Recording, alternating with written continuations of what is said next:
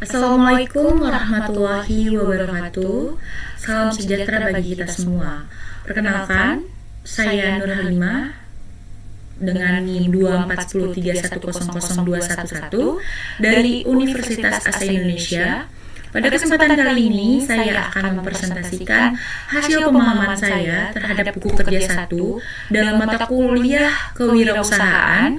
Adapun topik utama yang akan saya bahas adalah membangun usaha yang efektif, mulai dari identifikasi peluang, penyusun model bisnis awal, hingga strategi menciptakan nilai atau value creation bagi pelanggan.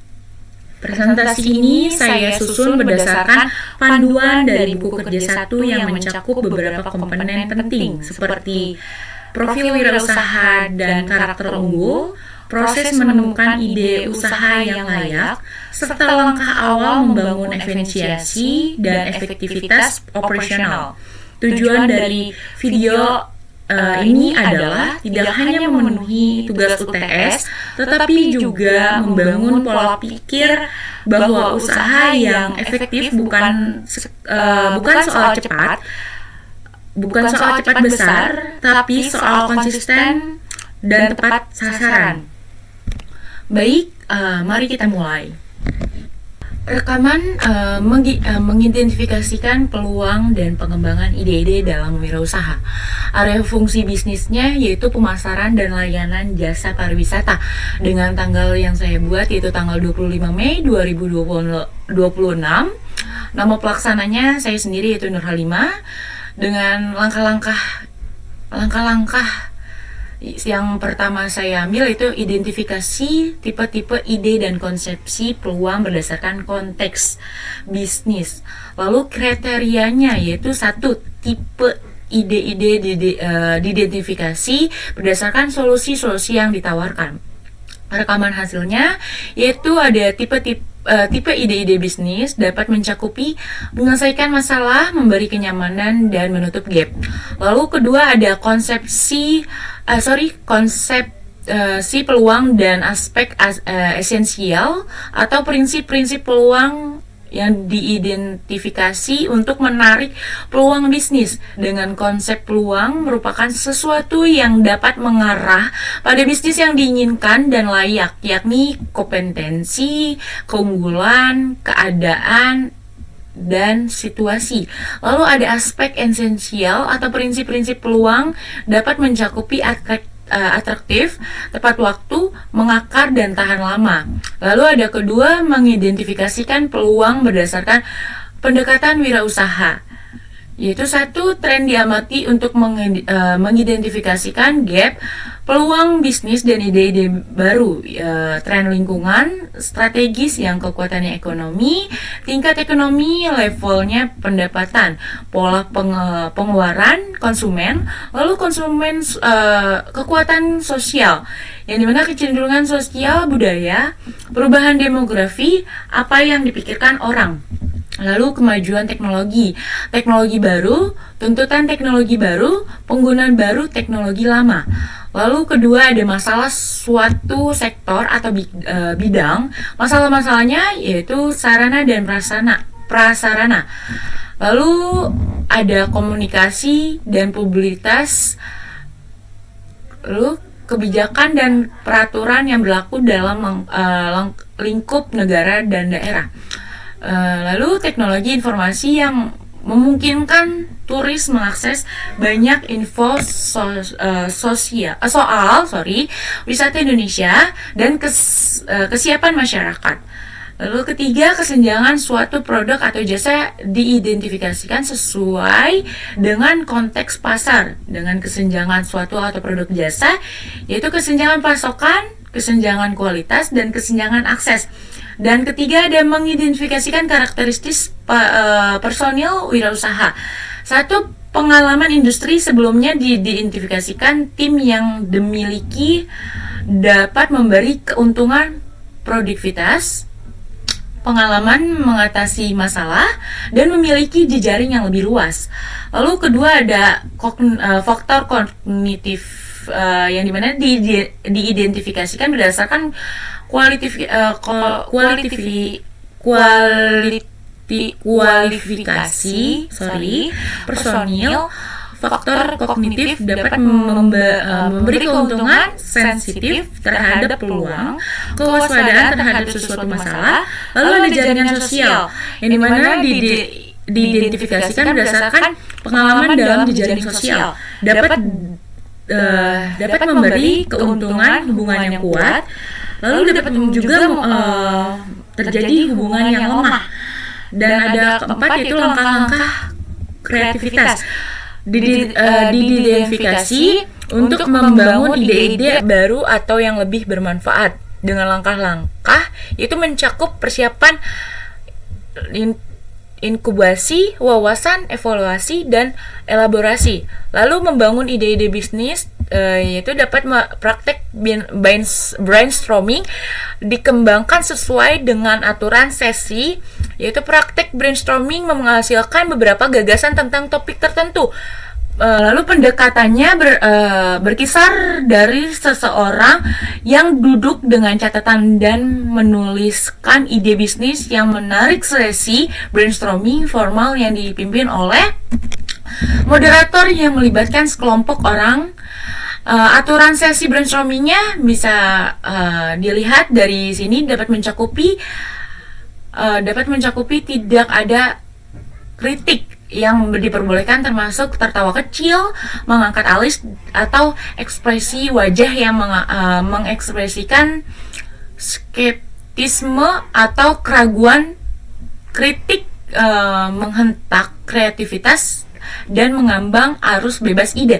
Lalu ada freewheeling yang merupakan ekspresi bebas dari ide-ide, bebas dari peraturan ataupun pembatasan yang dianjurkan. Semakin banyak ide, semakin baik. Ide gila atau aneh pun bisa mengarah pada gagasan bagus atau solusi untuk masalah.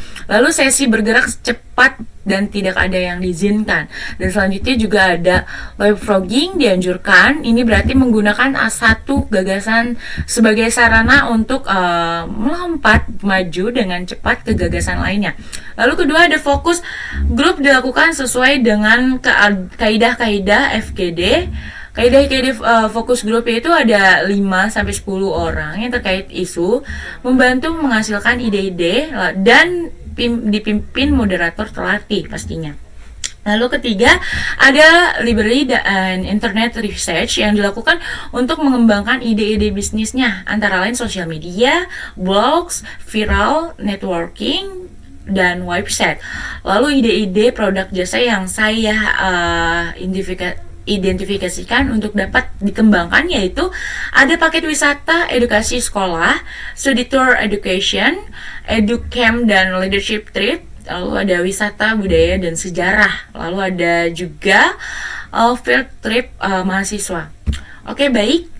Buku kerja satu saya seperti ini, dan akan dilanjutkan dengan buku kerja yang kedua, yaitu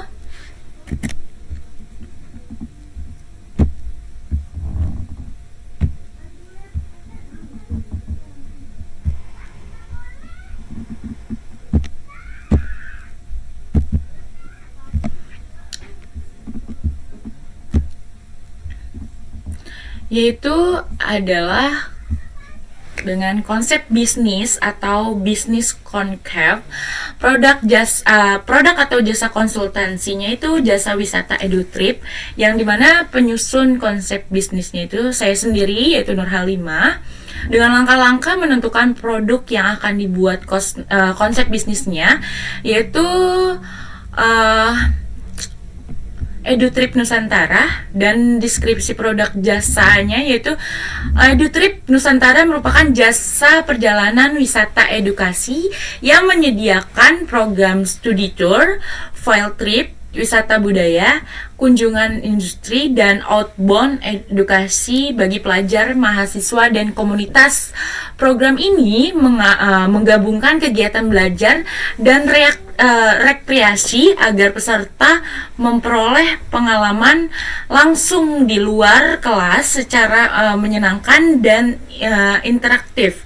Lalu ada bentuk paket penjualannya itu yang saya pilih itu paket produk dijual dalam bentuk paket perjalanan yang sudah mencakup transportasi, konsumsi, tiket wisata, tour guide, dokumentasi, dan kegiatan education.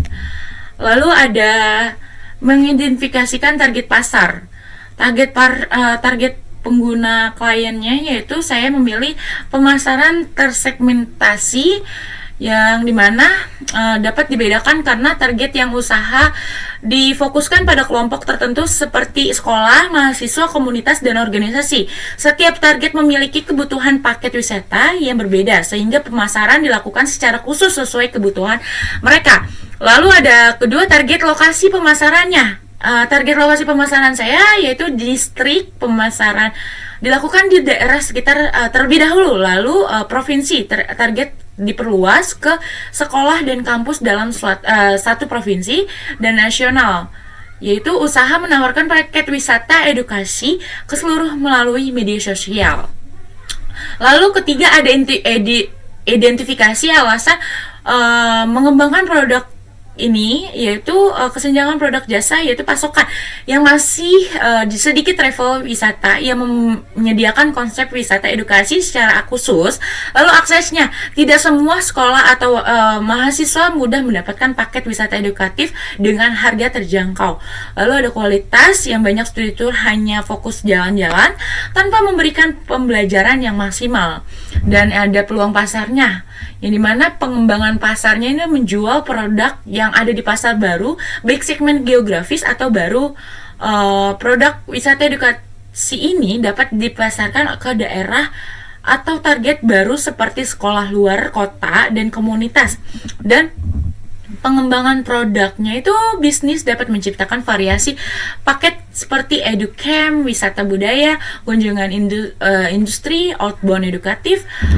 Lalu ada mengembangkan fitur spesialnya, yaitu tujuannya produk dan jasa ini diidentifikasi berdasarkan survei dan analisa, yaitu produk belanja yang dimana konsumen biasanya menghabiskan lebih banyak waktu untuk membandingkan berbagi opsi dalam kategori produk belanja. Lalu ada fitur-fitur utama yang ditawarkan diidentifikasikan berdasarkan analisa tujuan dan penggunanya, yaitu ada janji yang dimana memberikan pengalaman belajar sambil berwisata secara menyenangkan dan aman. Posisi yaitu EduTrip Nusantara diposisikan sebagai jasa wisata edukasi yang kreatif dan interaktif. Ciri-ciri kepribadiannya usaha yang memiliki karakter edukatif, aktif, kreatif, dan ramah terhadap peserta pastinya.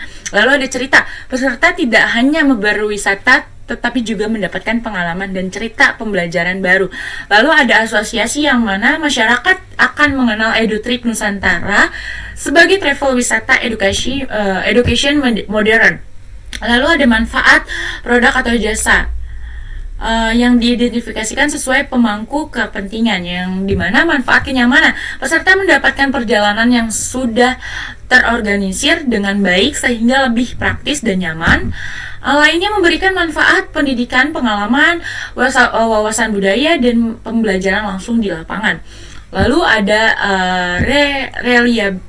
reliabilitas produk jasa, di mana area bisnis utama fokus pada usaha berada pada jasa perjalanan wisata edukasi. Fungsi kritis dan keberhasilan ini perjalanan bergantung pada transportasi, jadwal perjalanan tour guide, dan koordinasi kegiatannya. Lalu ada ketergantungan antara berbagai area bisnis dan fungsi. Bisnis membutuhkan kerjasama antara pihak transportasi, destinasi wisata, sekolah, dan penyelenggara agar kegiatan berjalan lancar. Dan kelima, mengembangkan tim manajemen, yaitu personal branding tim konsultan diidentifikasikan berdasarkan portofolionya, yang dimana tim memiliki pengalaman dalam kegiatan wisata, organisasi, atau praktik lapangan pariwisata. Lalu ada sertifikat, yang dimana sertifikat bidang pariwisata atau pelatihan menjadi bukti kemampuan dan kompetensi tim. Dan kedua ada kualifikasi tim diidentifikasikan sesuai kerangka kualifikasi nasional dengan level okupansi yang dimana tim memiliki kemampuan di bidang perjalanan wisata, guiding, pelayanan wisata, dan pengelolaan tur sesuai kompetensi mahasiswa D3 UPW. Lalu lainnya tim memiliki kemampuan komunikasi, kerjasama, dan kreativitas dalam mengelola wisata education. Oke, baik. Tugas UTS saya yaitu tadi buku 1 dan buku 2 sudah selesai. Terima kasih atas kesempatan saya menyampaikan. Assalamualaikum warahmatullahi wabarakatuh.